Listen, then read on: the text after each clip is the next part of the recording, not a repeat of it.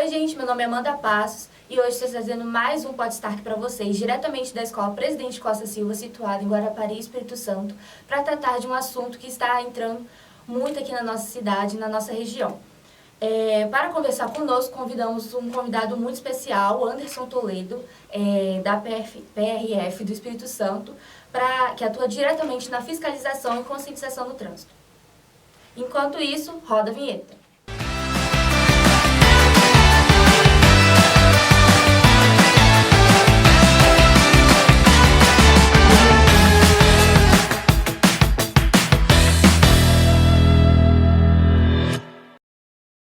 Convidado revelado, gente, seja bem-vindo.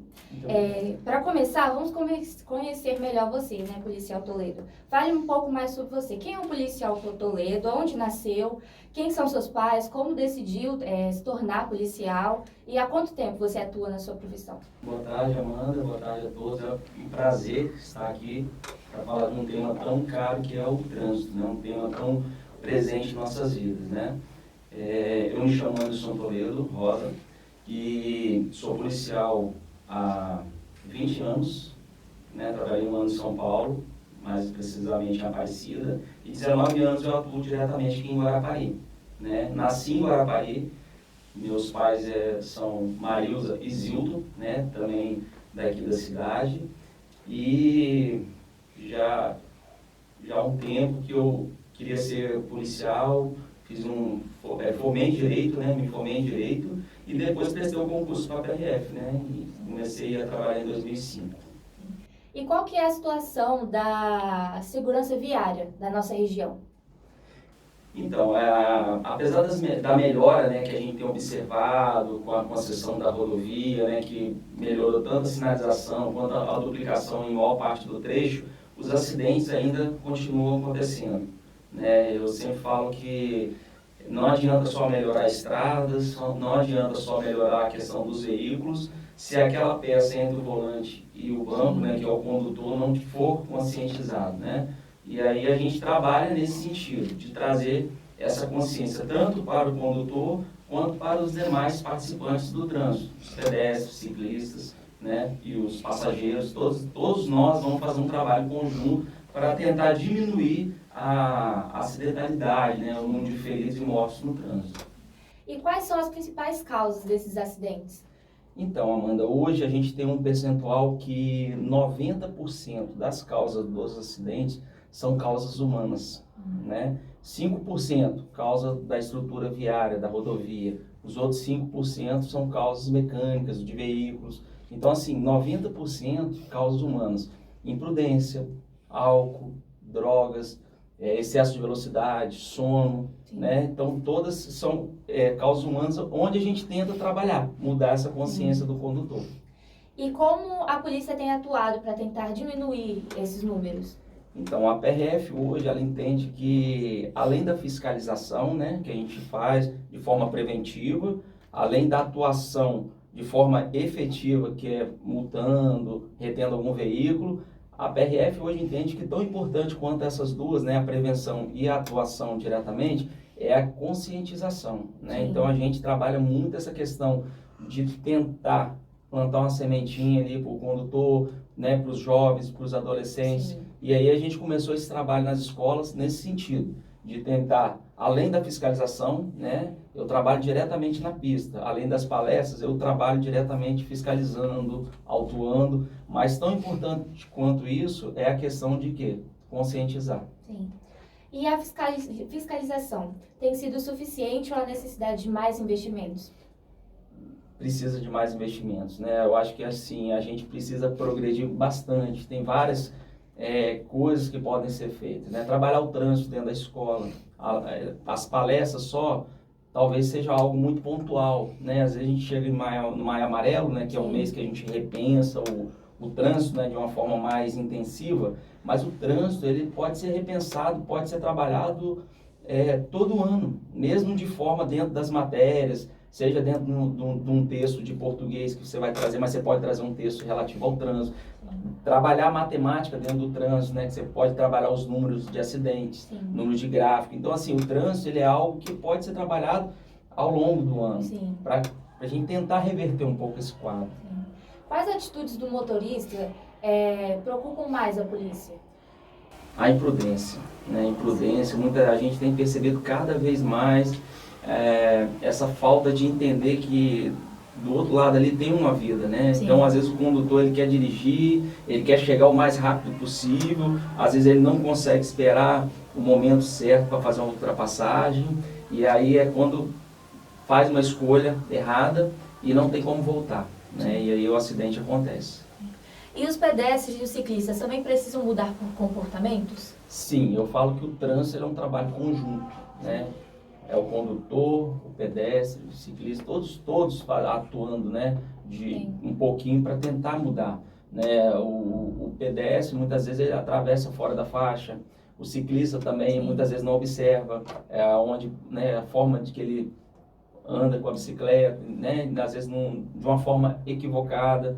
Então assim, eu acho que se todo mundo trabalhar, mesmo sendo um trabalho de formiguinha pequena, a gente vai tentando mudar, né? O trânsito, eu falo sempre o seguinte, o trânsito ou ele é contaminado ou ele é contagiado. Atitudes boas vão contagiar o trânsito. Então, quando você para na faixa de pedestre, quando você dá uma preferência, isso vai repassando as pessoas vão entendendo isso. Da mesma forma, se você tem atitudes ruins, isso de certa forma vai pesando o trânsito, vai contaminando o ambiente do trânsito. Sim. Porque, por exemplo, eu sou pedestre ou ciclista, mas algum dia eu irei dirigir. Tem alguma coisa que eu tenho que aprender a mais sobre o trânsito para, acima, assim, atuar? Eu acho que o respeito ao próximo. Eu acho que é o principal que a gente pudesse colocar, o respeito ao próximo. Se a gente tivesse a consciência de ter um pouco de respeito pelo próximo, a gente seja ciclista, muitas vezes tem que parar na faixa para alguém atravessar, seja o motociclista, seja, né, o condutor do veículo. Se a gente tiver um pouquinho de consciência, tentar trabalhar isso nas nossas cabeças, eu acho que a gente consegue melhorar o ambiente do trânsito. E a tecnologia, você acha que tem ajudado nas fiscalizações? Não, com certeza, né? Hoje a gente tem vários, né, equipamentos que vêm para somar na fiscalização. Podemos citar, temos os radares, né, que muitas vezes, tanto os radares fixos quanto os portáteis, né, que a gente utiliza. Temos, em alguns estados, os drones, né, que muitas vezes sobrevoam, né, a rodovia e consegue pegar, né, ultrapassagem, algumas infrações. Então, assim, a gente tem alguns sistemas de leituras de placa para a questão de débitos de veículos roubados, furtados. Então, assim, com certeza a tecnologia vem para somar, para tentar diminuir o número de ilícitos e infrações. E você citou também que você faz essas palestras, enfim. Essas campanhas educativas têm surgido efeito? Você costuma fazer palestras em escolas, né, como você citou, e como os alunos recebem as informações que são levadas? Então, você espera? Eu acho que eu tenho tido um feedback positivo, né? A gente trabalha com as crianças, seja crianças menores, sejam adolescentes, como também empresas, e eu acho que tem sido algo positivo, porque muitas vezes eu encontro alguns pais, falam, meu filho assistiu uma palestra sua, e agora quando entra no veículo ele já cobra da gente utilizar o cinto. Então, assim, isso para nós é uma satisfação muito grande. Sim. Porque eu falo assim, posso ter feito 1000 palestras, mas se uma pessoa conseguiu mudar a forma de olhar o trânsito um pouquinho, já foi válido, né? Eu falo, eu cumpri um pouco o meu dever, né? Claro que quanto mais pessoas, né, aderirem a essa visão de um trânsito seguro, de um trânsito educado, melhor, né? Mas eu acredito que eu estou fazendo a minha parte, tentando motivar, né, e mostrar um caminho melhor para a gente seguir dentro do trânsito, mais seguro, mais educado, mais gentil. Sim. Como a população pode ajudar para um trânsito mais seguro? Eu acho que essa consciência mesmo, né, que eu falei com você, né, a população ela pode além de fazer, né, ter atitudes boas, gentis no trânsito, a gente pode também, enquanto população, enquanto cidadão, cobrar, né, dos nossos, né, representantes que possam ter algumas leis, possam mudar algumas leis ou incentivar alguns projetos de leis. Né? Eu posso citar, por exemplo, eu fiz uma participação numa escola esses mês passado e a gente trabalhou muito sobre a sustentabilidade, né? A gente tentar entender que o trânsito ele pode diminuir a quantidade de veículos, favorecer uma ciclovia, favorecer meios de transporte que sejam alternativos. Para quê? Para tirar um pouco de veículos. A gente vai ganhar tanto com a diminuição da quantidade de carros, redução dos acidentes, menos poluição. Então, isso é algo que a gente pode cobrar dos nossos representantes, né? Sim. E que meios que você acha que devem ser mais impostos para segurar esse trânsito? Que meios você acha que deve ser? De forma sustentável? Eu diria essa questão mesmo, assim, do transporte coletivo, né? Hoje tem alguns estados que já adotam você fazer o transporte compartilhado, né? Que você divide com outras pessoas.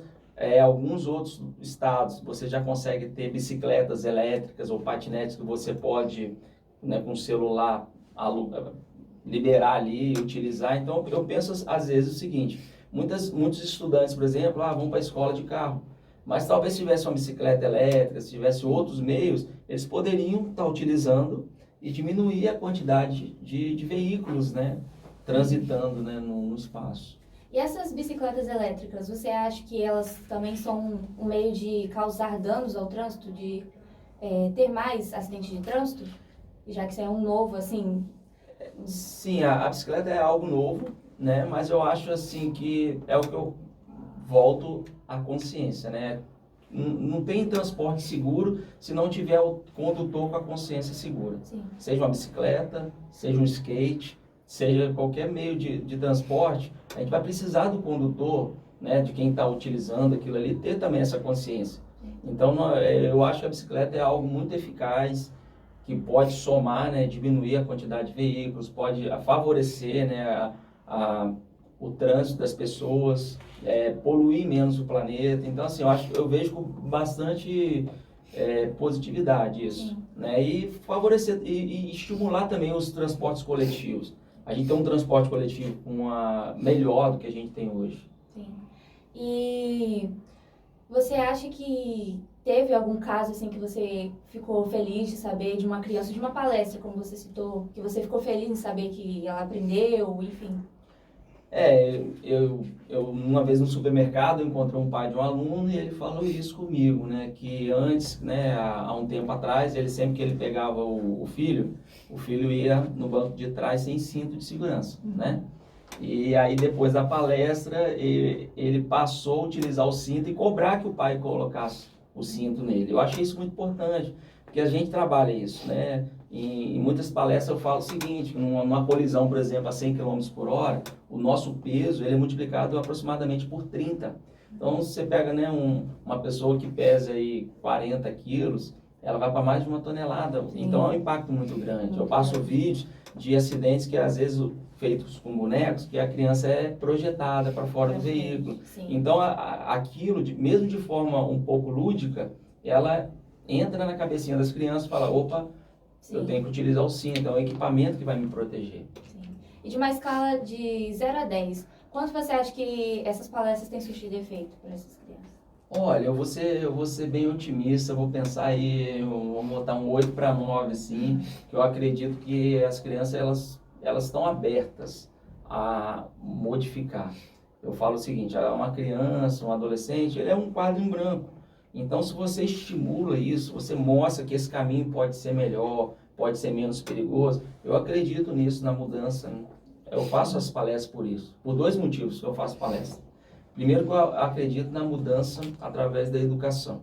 E segundo, porque toda vez que eu faço uma palestra é uma oportunidade de eu me colocar sentado lá também e relembrar esses conceitos de segurança. Entendi. Bom, galera, agora a gente vai dar uma pausa e enquanto isso roda a vinheta.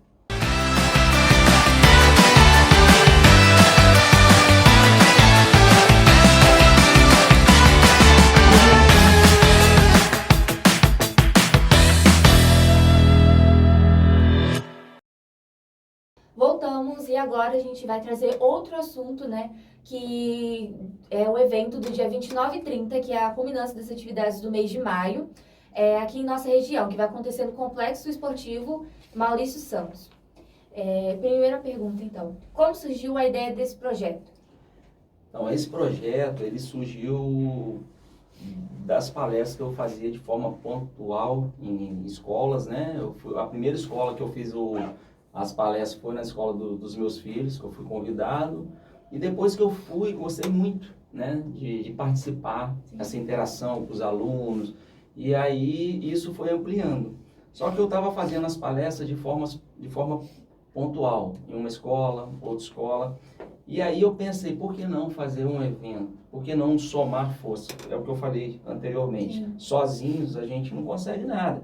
Mas se somar o que eu estou fazendo com o pessoal da rádio, para divulgar, aí a gente juntou com a Polícia Militar, os bombeiros, com a Secretaria de Educação de Trânsito, DETRAN, Eco 101, e a gente fez um grande movimento no sentido de que vamos juntar forças para a gente passar uma mensagem, né? Que a responsabilidade da paz no trânsito é a responsabilidade de todos, né? Então essa foi a ideia, vamos juntar forças. Sim. E você poderia explicar detalhadamente como que é organizado esse evento? Então, esse evento, a gente tivemos algumas reuniões, né? Ele acontece no Complexo Esportivo, em 2 dias, né? Tanto pela manhã quanto à tarde. E aí, eu tenho uma palestra com as crianças ali inicialmente, e depois essas crianças, elas são liberadas dentro do complexo. E dentro do complexo, cada instituição tem um stand para mostrar os seus equipamentos, o seu serviço. Então, assim, inicialmente eu faço uma palestra para as crianças, passo uma mensagem e essas crianças são liberadas. Aí tem o stand da Polícia Militar, o stand do Bombeiro, da PRF, né, da Secretaria de Trânsito e Educação. Então, assim, aí as crianças ficam rodando dentro desse complexo num formato de feira, né? Uhum. E aí elas podem o quê? Conhecer tanto os equipamentos quanto olharem, perguntar aos policiais, perguntar um pouco sobre as profissões, como que é bem interativo. Sim. Isso.